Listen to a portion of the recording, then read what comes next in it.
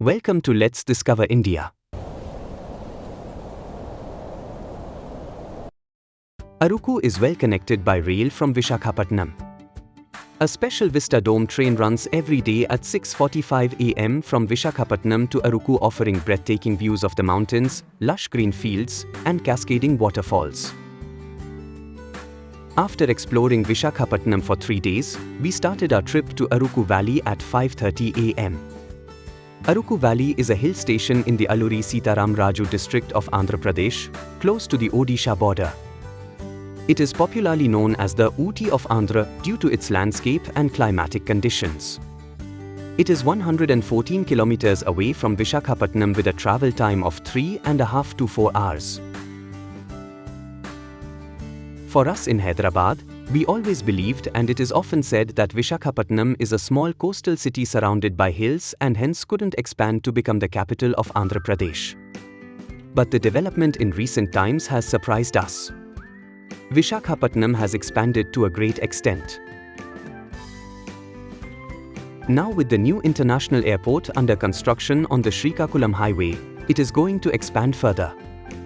Despite the development in the main Visakhapatnam city, the hills and forests are well preserved. The primary reason for their protection, to my knowledge, is that most of the hills and forests are under the control of the Indian Navy. Even today, the Visakhapatnam district is adorned with lush greenery and stunning hills throughout its expanse.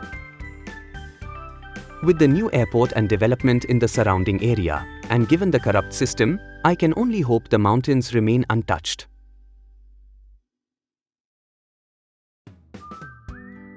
After a drive of over 2 hours on the Visakhapatnam-Araku highway, we took a right turn at Rampalle and began our ascent to Eguva Konda for our first stop of the day.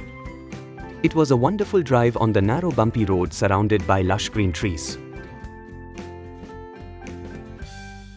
It was probably a 4-kilometer drive up the hill through a dense forest. After circling round and round the hill for about 40 minutes, we reached the Anantagiri temple. The view from this temple was awesome. It offers a complete 360-degree view of the surroundings. The temple priests had just arrived and they were making preparations for the puja. I took this opportunity to capture the views of the surroundings.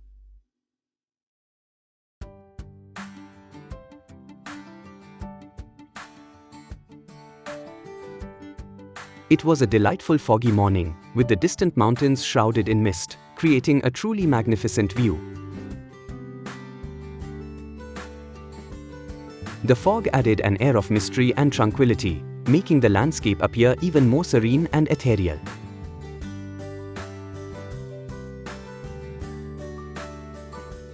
In the distant backdrop of the temple, there unfolds a breathtaking view of the water reserve cradled between the majestic mountains.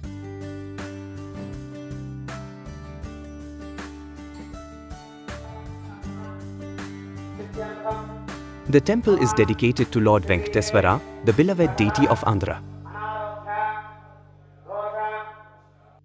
The other presiding deities in the temple are Sri Devi and Bhudevi. This is a newly built temple and is still under construction. After attending Aarti of Lord Venkateswara, we marched forward to our next destination, to the breathtaking Borra Caves in Araku. It's about a 400-meter walk from the car park to the cave entrance.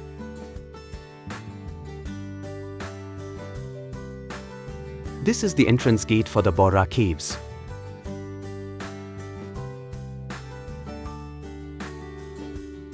There is a ticket counter on the right side of the entrance. The ticket counter remains open from 10 am to 5 pm.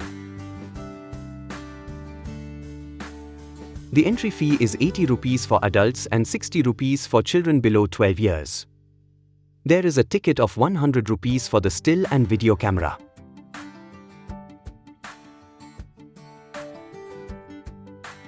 Since we arrived early, the crowd was a bit smaller. Most of the visitors were from Odisha and West Bengal. There is a Harita restaurant on the left of the cave entrance, run by AP Tourism. They serve good quality food. In fact, the best food if you are a vegetarian, as there is no other restaurant out there. There were a few roadside stalls serving food, mostly chicken tikkas and bamboo chicken, etc. We however preferred to eat at Harita restaurant. Just before Harita restaurant is the zip line for adventure lovers run by AP Tourism.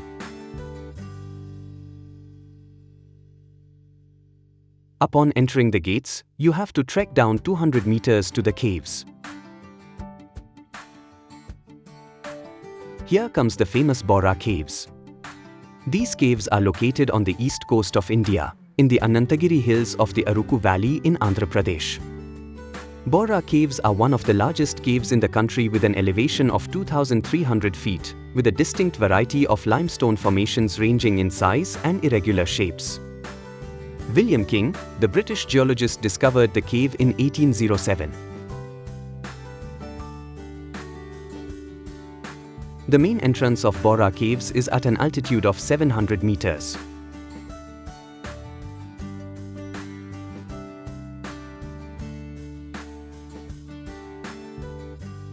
The caves are deep and completely dark. However, there is an area where light penetration is limited.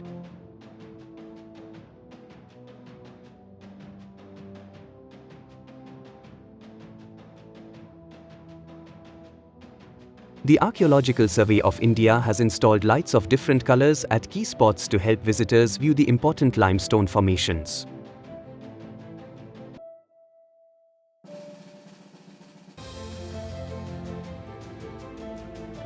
Look at the hole on top of the caves.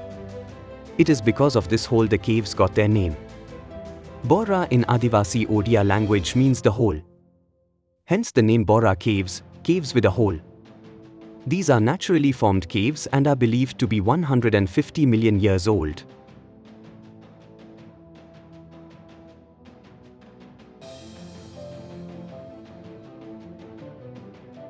The caves are home to a stunning variety of mineral and lime formations, each with its unique shape and form. These natural wonders can spark the imagination, taking on different appearances based on what one sees. There are also formations that resemble a turtle, symbolizing longevity and protection, and even some that look like a cow's udder, symbolizing nourishment and sustenance. The diversity and creativity of these formations make the Borra Caves a truly mesmerizing sight. These caves are the origin of the Gosthani River, named after the cow udder. It is said that the river's source emerges in the shape of a cow's udder inside the cave, which is how it got its name. It took around 3 to 4 hours to completely explore the caves.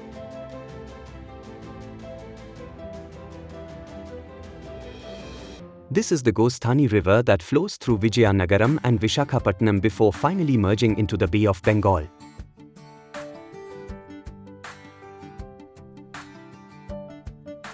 From there we headed to Araku and checked into our guest house for a short break. In the evening, we visited the coffee museum, where we savored some amazing coffee. We also picked up souvenirs for our loved ones. For dinner, we enjoyed a meal at a nearby restaurant before retiring for the night. We woke up leisurely the next morning and enjoyed breakfast before making our return journey to Visakhapatnam.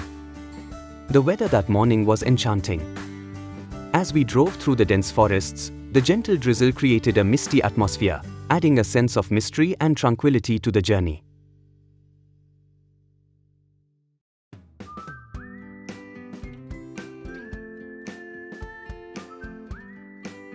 The mountains were cloaked in clouds, giving them an ethereal, almost dreamlike quality.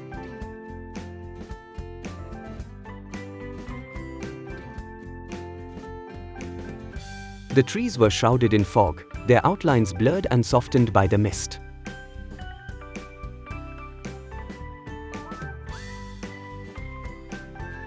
The whole scene felt like something out of a fairy tale, with nature's beauty on full display.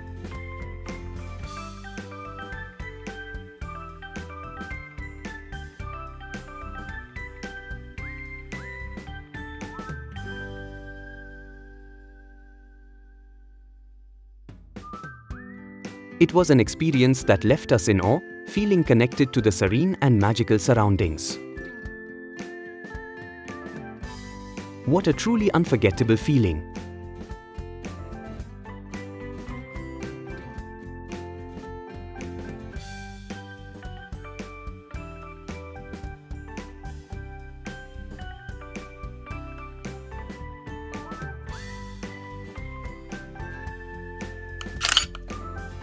Since we had plenty of time, we stopped at different viewpoints, spent some time enjoying the heavenly weather, and took photos and videos.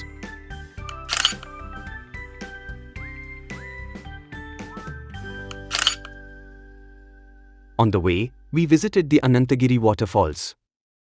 It is located 30 kilometers from Araku Valley in the Eastern Ghats of Anantagiri town. The waterfall is located about 1 to 2 kilometers from the main road connecting Araku Valley and Anantagiri town. The thick rainforests, lush green coffee plantations, rolling hills, deep ravines, and swirling waterfalls will sweep the visitors off their feet.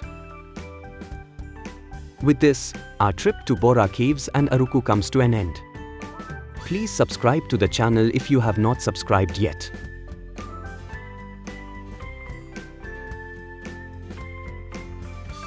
Thanks for watching. Let's discover India.